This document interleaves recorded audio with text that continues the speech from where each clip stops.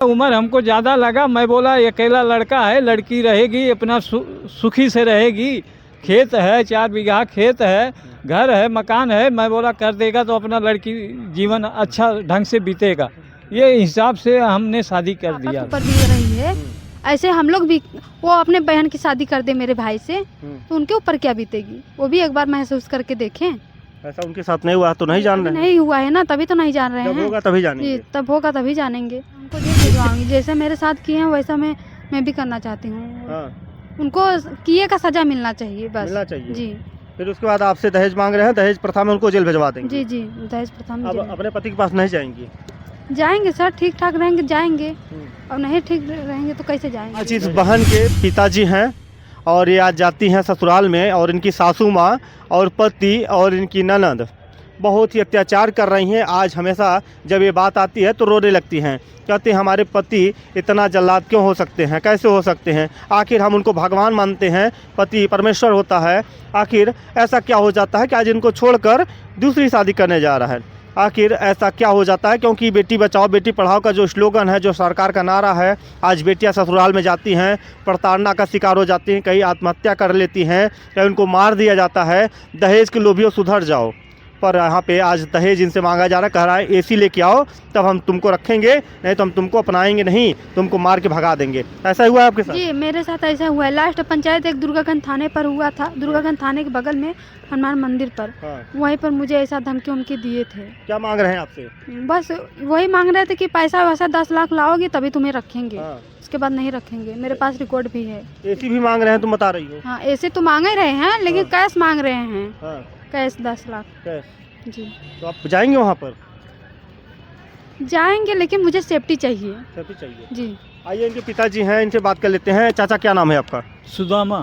सुदामा जी, ये बताइए आपकी बेटी के साथ इतना अत्याचार हो रहा है, आपने बहुत सारी खुशियाँ सजाई हैं, बहुत सारे अरमान थे कि आज सब अरमान टूट के बिखर चुका। हाँ, अब हम यही चाहते, हमको डर लगता है वहाँ लड़की भेजने से। हाँ।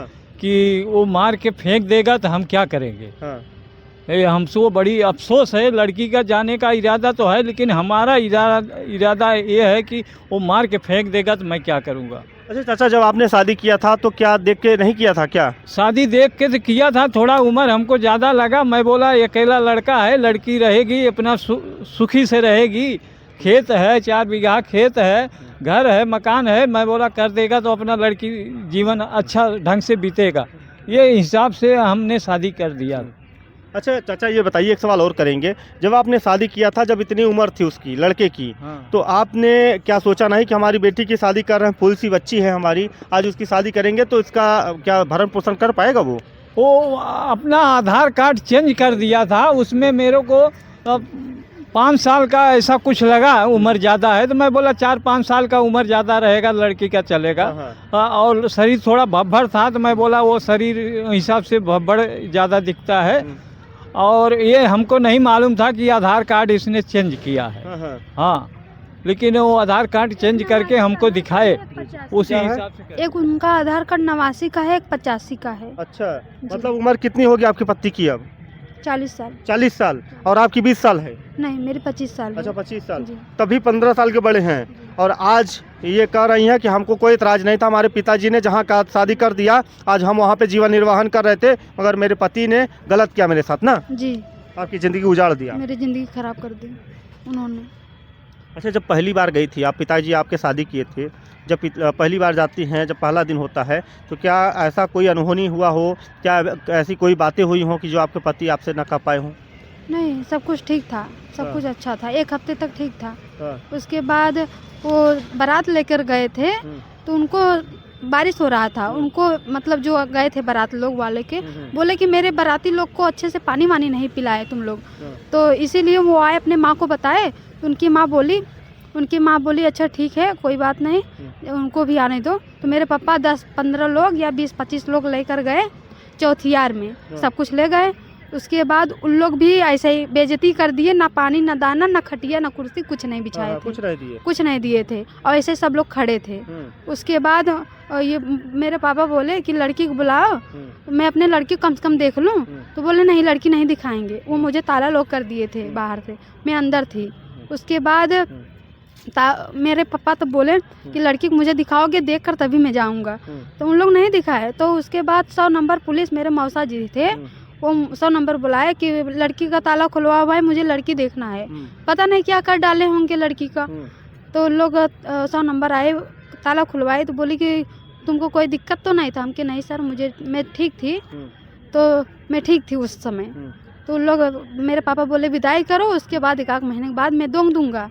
तो बोले नहीं, मैं विदाई नहीं करूँगा। कहीं क्यों नहीं करोगे? 1-2 महीने इसके बाद तुम ले जाओ, तुम्हारी लड़की है, शादी हुई है।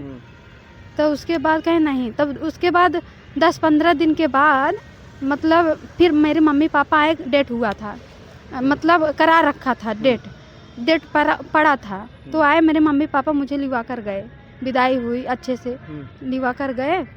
तो उसके बाद मेरी सासू माँ गई, कहीं तुम अपना फैसला कर लो, दोंग धराने गई थी मेरी सासू माँ। तो मेरे पापा बोले शादी किया हूँ, फैसला करने के लिए थोड़ी ना किया हूँ। अच्छा, अब ऐसा क्या होता है कि आपके पति आपको मार रहे हैं, प्रताड़ना कर रहे हैं, आपकी सासू माँ मार रही हैं, आखिर क्या अपने पति को आप सुख नहीं दे पाती हैं क्या?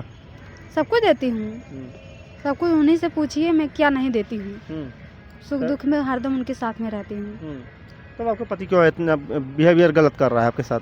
पता नहीं, उनकी माँ जो बोलती है बस वही करते हैं, अपने माँ के हिसाब से चलते हैं। उनकी माँ कहती है अगर मैं चाह लूँ, मैं जैसा चाहूँ, मैं चाह लूँ अगर तुझे, तो मैं छुड़वा दूँ 2 मिनट में। हम के अच्छा ऐसी बात है। के क्या मजा पाएंगी वो? पता नहीं क्या मजा पाएंगी। ऐसे बहुत सारी लड़कियां छुड़वा चुकी हैं। अच्छा। जी, देखने गई थी, सगाई हो गई है। ऐसे 4-5 लोग, वो मेरे हस्बैंड जी बताए थे कि ऐसा खाना वाना खा लेती थी, बस कभी कभी कहती थी मुझे 4-5 हज़ार की साड़ी दोगी तभी मैं मतलब आगे काम बढ़ाऊंगी। उन लोग नहीं देते थे, ऐसे रिश्ता तोड़ के चली आती थी। 4-5 जगह ऐसा की है। अच्छा, अब आप अपने पति के पास जाएंगी? जी, मुझे सेफ्टी चाहिए तो मैं जाऊंगी। सेफ्टी चाहिए तभी जाएंगी? जी, मैं तभी जाऊंगी। देखिए, अब ये बहन वहाँ पर जाएगी तो कुछ सेफ्टी चाहिए। और पिताजी और हैं, इनसे बात कर लेते हैं। ये बताइए चाचा कि अब अपनी बेटी को क्या उस तरीके से आप दूसरी जगह शादी करेंगे या उसी घर में भेजेंगे? हमारी तो इच्छा नहीं है। अब लड़की हमारी जैसे बोल रही, हमको ये है कि हमको दुख है, ये जाएगी तो अगर वो लोग मार पीट के फेंक देंगे तो वो उसका हमको तकलीफ़ है कि हमारी बेटी मर जाएगी तो हमको सहन नहीं होगा। कितना पैसा दिए थे दहेज में? हम 50,000 दिए थे और जो है कि अपाची गाड़ी दिया हूँ और चैन अंगूठी दिया हूँ और बेड और बर्तन सब मिला के दिया हूँ। सब वॉशिंग मशीन दिया हूँ, फ्रिज दिया हूँ। कभी कितने का सामान दिए होंगे आप? अरे सब 7 लाख रुपए का मेरा खर्च है उस शादी में। 7 लाख रुपया? हाँ, मतलब पूरा सामान खाली सामान का। अच्छा, पूरा मान लीजिए कि 10-12 लाख रुपया का आपको मतलब दिए हैं आप सब पूरा? हाँ साहब। तो मतलब आप उनसे अगर आपकी बेटी नहीं जाएगी और वो नहीं ले जाएंगे तो आप वापसी लेंगे उनसे पैसा? हाँ, तो लेंगे ना साहब। हाँ। कई साल हो गया शादी किए? 4 साल हो गया। 4 साल। देखिए, गरीब बाप है, अपनी खून पसीने की मेहनत से अपनी बेटी का पहला शादी किया और उसके बाद इनकी छोड़ देता है बेटी को। आखिर ऐसा क्यों होता है? क्यों पति लोग ऐसा कर रहे हैं? गंदा काम। आज इनका अगर वो लड़की की अगर बहन की भी अगर कहीं शादी होगी तो वो भी छोड़ देंगे तो क्या उनके ऊपर बीतेगा? हाँ सर, वही तो मुसीबत है। हाँ, बेटी नहीं समझते हैं वो लोग। अब नहीं समझ रहे हैं तभी तो ऐसा हो रहा है साहब। कार्रवाई चाहते हैं उनके ऊपर? हाँ, कार्रवाई जरूर चाहते हैं। जितने लोग परेशान कर रहे हैं वो सुधर जाएं, नहीं तो ये बहन आपको जेल भिजवा देगी। जेल भिजवाएंगी ना उनको? जी, मैं उनको जेल भिजवाऊंगी। जैसे मेरे साथ किए हैं वैसा मैं भी करना चाहती हूँ। उनको किए का सजा मिलना चाहिए, बस मिलना चाहिए। जी। फिर उसके बाद आपसे दहेज मांग रहे हैं, दहेज प्रथा में उनको जेल भिजवा देंगे? जी, दहेज प्रथा में। अब अपने पति के पास नहीं जाएंगी? जाएंगे सर, ठीक ठाक रहेंगे जाएंगे, और नहीं ठीक रहेंगे तो कैसे जाएंगे? नहीं जाएंगे तब। देखिए, मैं आप लोगों से अपील कर रहा हूं कि आप लोग दहेज के लोभियों जितने हैं सुधर जाइए, क्योंकि दहेज मांगकर शादी करना गुनाह है और सरकार ये सख्त हिदायत देती है कि अगर दहेज में अगर कोई मांग के शादी करता है तो उसको तत्काल आजीवन कारावास दे दिया जाता है। जी ना? तो आप क्या अपील करेंगे समाज के लोगों से? आपकी मदद करें? जी, मेरी मदद करिए। प्रशासन के लोगों से भी? जी, प्रशासन के लोगों से भी। देखिए, ये बहन हाथ जोड़ के निवेदन कर रही है कि आखिर हमारी मदद करिए, नहीं तो आने वाले समय में हमको मार कर फेंक दिया जाएगा तो हमारा कौन जिम्मेदार होगा? जैसे मेरी ज़िंदगी खराब की है, ऐसा उनकी 2 बहन है, अभी शादी नहीं हुई है, वो भी ऐसे आए मेरे घर, ऐसे 4 साल बैठे रहे, उसके बाद जाए तो हम लोग भी ऐसे बोले तो क्या उनके ऊपर क्या बीतेगी? जैसे एक मेरे पापा के ऊपर बीत रही है, ऐसे हम लोग भी, वो अपने बहन की शादी कर दे मेरे भाई से तो उनके ऊपर क्या बीतेगी, वो भी एक बार महसूस करके देखें। ऐसा उनके साथ नहीं हुआ तो नहीं जान रहे हैं? नहीं हुआ है ना, तभी तो नहीं जान रहे जब हैं। होगा तभी जानेंगे। जी, तब होगा तभी जानेंगे। जिसके ऊपर पड़ेगा वो दर्द वही जानेगा। आज इस ऊपर इनके ऊपर पड़ा है और यही जान नहीं है। अब अपने पति को जेल भिजवा देंगी। क्या नाम है, एक बार पति का नाम बता मेरे दीजिए। पति का नाम प्रबोध कुमार वर्मा, पिपरी गांव हडिया, हड़िया के रहने वाले हैं। देख लीजिए पिपरी गांव में। प्रमोद इंदौरा जी, के बगल में सुधर रहने जाइए, वाले हैं। नहीं तो आपको जेल जाना पड़ेगा, कोई बचा नहीं पाएगा। आप लोग, मैं अपील करूंगा इस नरेगा बहन के नाम लिए। से नरेगा के नाम से प्रसिद्ध हैं पिपरी में अच्छा, प्रबोध कुमार वर्मा चलिए हम फोटो लगा देंगे उनका ना। जी। तो हम आप लोगों से अपील कर रहे हैं, आज इस बहन की आवाज़ को आप लोग उठाइए और कमेंट करके अपनी राय जोड़ दीजिएगा। इस वीडियो को ज़्यादा से ज़्यादा शेयर करिएगा ताकि प्रशासनिक अधिकारियों तक और समाज के लोगों तक ये बात पहुंच सके। आज इस बहन के साथ हुआ है, कल किसी और बहन के साथ हो सकता है। आप लोग कमेंट के जरिए बताइएगा। बहुत बहुत धन्यवाद।